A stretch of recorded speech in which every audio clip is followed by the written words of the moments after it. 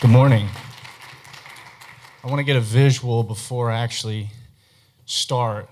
I want everybody to leave the building, and as you're leaving the building, you get in your car, and as you're driving away, you notice that there's a young man who's in the gutter. And as you drive by this individual, you notice that there's a needle in this person's hand, and they're drawing water out of the gutter. And immediately you recognize that this individual is about to use heroin with gutter water. And now I want you to tell me in your mind what the next 10 years looks like for that individual. Are they going to be successful? Are they going to prison? Are they going to jail? Do they have a family? Are they somebody's brother? Somebody's son? And now I want you to understand this. That no matter what that individual does, from that point forward for the next 10 years, there will be a stigma that follows that person. There's a stigma that says that person will never be good enough for employment. Because if it has a record, when he goes to get a job, he's going to have to check a box that says he's been arrested. The last administration was great. They got rid of have you ever been convicted of a felony? But what did people do? They said, okay, well, we'll just change the wording to have you ever been arrested? There are stigmas that say that person chose that lifestyle, we should leave him there. There are stigmas that say that person lacks willpower because I've drank, I've smoked weed, didn't do that to me, so they must lack willpower. There's stigmas that say we should put those kind of people in prison or jail, throw away the key and let them spend the rest of their life there. At 18 years old, I was on the cover of the BMX Racing magazine, the largest BMX racing publication in the United States. At that time, I was sponsored by Fox Racing, had a shoe deal with Airwalk Shoes, sponsored by Spy Sunglasses. I was one of the top prospects for the sport of BMX racing. At 18 years old, I was with my friends and decided I was going to smoke weed just one time. That's what I told myself, one time, that's it. Because I don't need to smoke weed. I don't need to drink alcohol. I don't need to do these things. So I asked my best friend, smoke me out, bro. I want to smoke weed just one time. So he smoked me out. But what I didn't understand at 18 years old, that there are doors. And choices lead us through these doors. And sometimes when we walk through these doorways, we don't have control over what happens when we walk through the door. The only choice that we get is to open up that door and step in. At 18 years old, I didn't know because my dad was an alcoholic and his mom was a drug addict that this thing called addiction ran in families the same way breast cancer does. And that when I walked through this door, I wouldn't get to choose what happened to my body, how I reacted to using drugs. 3 years after that moment that I decided I was going to smoke weed, one time I was inside a house holding a gun, robbing a family. I needed the prescription medication that was inside that house called Oxycontin. I didn't know that the stuff that came from a doctor was the same stuff that came from a cartel. It was just packaged different. So at 18 years old, when I started using these drugs, I didn't know that when I started these pharmaceutical painkillers, it was the same thing as heroin. It was just packaged different. 4 years after the moment that I decided I was going to smoke weed one time, I called my best friend and said, Nate, I need a place to stay. He said, come over. Nate always gave me a place to stay and food to eat. I remember I get to Nate's house, his dad answers the door. His dad answers the door, he says, Mijo, you can't stay here anymore. I said, why, Alex? He said, Mijo, somebody called me and told me you're stealing credit cards. I wasn't stealing credit cards. I said, Alex, I'm not stealing credit cards. I said, can I talk to Nate? He said, yeah, Nate's in his room. So I go into my best friend's room, the most vivid memory of my 35 years of my life, this moment right here. I said, Nate, I need a sleeping bag. He said, why, Hoff? I said, bro, I'm sleeping on the street tonight. He said, Hoff, call somebody. I said, bro, I've been calling people all night, man. I got a prepaid phone. I'm going to run out of minutes. Just give me a sleeping bag, please. He said, fine, Hoff, I'll give you a sleeping bag. I'm going to go sleep at Clovis High School, the high school I graduated from in 2002 in Central California. He gives me this sleeping bag. I remember walking out of his house, walking down the driveway, and make a left towards the high school. I make a left towards the high school. I get below this street light. I hear Nate's voice. He says, Hoff. And I turned and I looked at him. I said, yeah. He said, look at yourself, bro. What are you doing? said, don't worry about it, Nate, I got it. Don't worry about it, Nate, I got it. That's what we all said when we were 18 years old and we walked through a door to smoke weed. We had it. It's not that big of a deal. We're just drinking, popping pills, smoking weed. We'll stop, get families after we finish college. 11 of my friends have left the doorway in one of two ways that I've seen you get through the other side of that door, in a casket. The only other way that you can get back through the other side of that door if you walk through for substance use is to change every single thing about your life. The way you think, the way you talk, the way you walk, the places you go, the friends you have, the things you do. I didn't know that night that I heard Nate's voice and he said, Hoff. And I turned around and I looked at him as he pleaded for me to take a look at my life and see what was happening. That'd be the last time I got to hear my best friend's voice. Nate's been dead for 10 years. His dad walked into his room 10 years ago in August, and he found his only child slumped over on the floor, died of a drug overdose. For the next 6 months, I slept on the street. I slept behind dumpsters so people couldn't find me. I slept in dirt fields so people couldn't find me. If I was lucky, I got a Motel 6. If I was luckier, I got somebody's couch or somebody's floor, and the only reason I'd get that is because I had drugs to give them. The worst part about being homeless wasn't that I didn't have a home. It was the stuff that people would throw at me while they were driving by. It was the stuff that people would say to me when I was asking them for some money because I just needed a bite to eat. They didn't know that my parents today celebrate 42 years of marriage.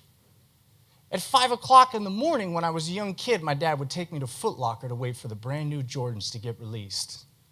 That I was a star athlete on the cover of a magazine, graduated high school from one of the top public schools in the United States. They treated me like I was a scum. I didn't choose that. I thought I was going to smoke weed one time. I didn't know the way addiction worked. They didn't educate us about that, and if they did, I wasn't paying attention. On January 21st, 2007, I had a spiritual experience that changed my life.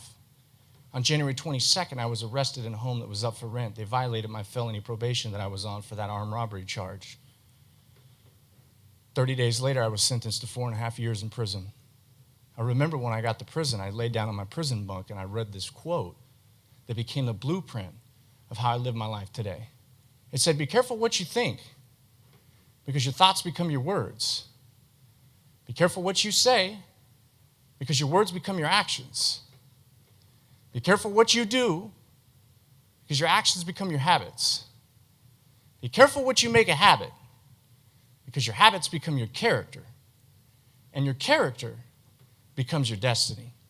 And I kept reading it over and over and over and over and over, and it made so much sense. So I told myself, if this is the blueprint of how I almost killed myself, because I'm lucky to be alive, that I'm going to use this quote to re-engineer my entire life and become successful. So I set 4 goals.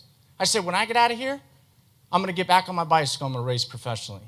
When I get out of here, I'm going to go to the Olympics. When I get out of here, I'm going to start a nonprofit organization for kids that uses action sports. And when I get out of here, I'm going to become a public speaker. But I didn't know how I was going to go from a prison cell to the Olympics. But I learned this really valuable life lesson. And that is, if you could be trusted with little, you'll be trusted with much.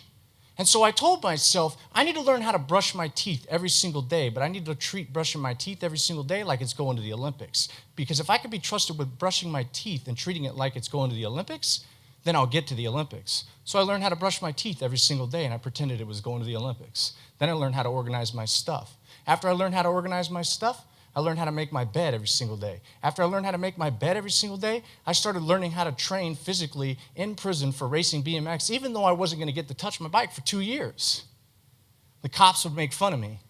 A cop called me in the office one time. She said, hey, we hear when you get out of here, you're going to race BMX professionally and you're going to the Olympics. I said, that's right. She said, no, you're not. Don't fool yourself, kid. You're going to come back in here just like everybody else. Because, see, that's what we do. We have these preconceived ideas of what drug addicts and convicts are, so we push our reality on them, just like that cop did. All cops started laughing in the office with her. I told myself, don't listen to this lady when I walk back to my bunk. I said, keep focusing on what I call my micro process. keep brushing your teeth, keep making your bed, keep organizing your stuff. I paroled December 13th, 2008. I met my parole officer. He says, what are you going to do? I told him the 4 things I wanted to do. He said, who brought you here? I said, my mom. He said, go get her. I got to walk out to the parking lot at 25 years old and tell my mom she's got to come into the parole office because my parole officer wants to meet her. It's like I'm going to the principal's office at 25 years old, only it's to meet my parole officer. My mom walks in, and she sits down. He says, you know what your son's telling me? She says, yeah. About the bike? I want to go to the Olympics? He said, ma'am, your son's full of shit.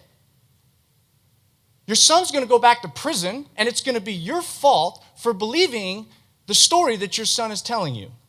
The only reason he's telling you this is because he needs a place to stay. So I'm letting you know right now, when your son goes back to prison, it's going to be your fault. 5 months later, I raced my first professional BMX race. Hadn't touched a bike in 7 years. I took 3rd place. That first year, I won 5 races at the lower pro division, moved up to the Olympic level.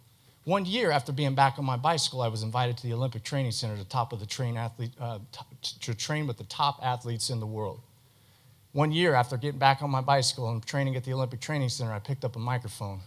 I didn't know that I'd be at a place like this, talking about my life story or giving a presentation over 130 times a year. It was just about telling my story. I wanted to make a difference in people's lives. By 2012, I started my nonprofit organization called the Free Will Project. We give away $40,000 worth of bicycles every single year, $10,000 worth of skateboards. I developed an after-school program and summer camps. The goal is to give kids an opportunity to get involved in action sports because action sports saved my life. Maybe it'll save theirs too. In 2011, I blew my ACL out. I blew my ACL out at the end of my BMX racing career at the highest level. But I told myself, you blew your knee out for a reason. Focus on your microprocess. Keep brushing your teeth. Keep making your bed. Keep organizing your stuff. You'll figure out what it is. So in 2012, I focused on my speaking. I focused on my nonprofit organization, and I also got involved in BMX coaching because I've always had a gift for helping people, and so I wanted to take my gift of helping and I wanted to put it towards coaching so I could stay in the sport. In the beginning, of course, nobody wanted me to coach them for obvious reasons. I'd only been back in the sport for 3 years, and now I'm a convict, and I was homeless 5 years before that. So why would anybody trust me? But I told myself, I just need to be willing to do the work. And it doesn't matter if I get paid to do the work. If I focus on doing the work because I love doing it, the results will happen at some point. And they did. Because by the time 2016 came around, my nonprofit organization went from raising $2,500 to over $120,000 a year. My public speaking had gone from a local kid who just wanted to tell his story to being one of the most sought-after substance abuse speakers in the country.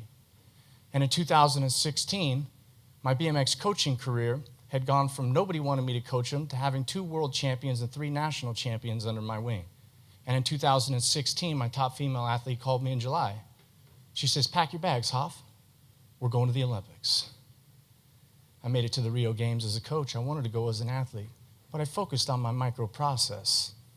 And my higher power found a way to put me there because that's exactly what he told me he was going to do for me when I was in that prison cell. 4 things. Get me back on my bicycle to race professionally, go to the Olympics, start a nonprofit organization, and become a public speaker. Now go back to that kid that you saw drawing gutter water. The stigma says you'll never be good enough for employment. I've started 4 businesses and learned how to make a doctor's salary. That can't be true. Stigma says that person chose that lifestyle. I can assure you that if I was at Shaver Lake and somebody came to me and they said, Tony, if you smoke weed right now, in 5 years you will be homeless, I can guarantee you I would have said, I'm not going to do it then. I didn't choose that. The stigma says that that individual lacks willpower. I don't know many people that make it to the Olympics, let alone make it to the Olympics starting from a prison cell in less than 10 years. I was that kid. That was me, shooting gutter water at my bottom. I had to pull cars over and go into the gutter and get water because I was so bad. I couldn't wait to get to a house. I dated a girl this year. Her father sent her an email. He said, I cannot believe that you're dating this man. That you would be this naive to bring a person like this around your children. This man went to prison where the most unrehabilitative human beings end up. And you're going to allow this man to be around your kids. I thought I raised you better than that. I've been sober for almost 12 years. I talk to almost 30,000 people a year. Have changed people's lives every week, the messages I get. I'm going to live with this stigma for the rest of my life. And I'm okay with that because I have a microphone and I'm going to speak to audiences and I'm going to help break the stigma. Thank you.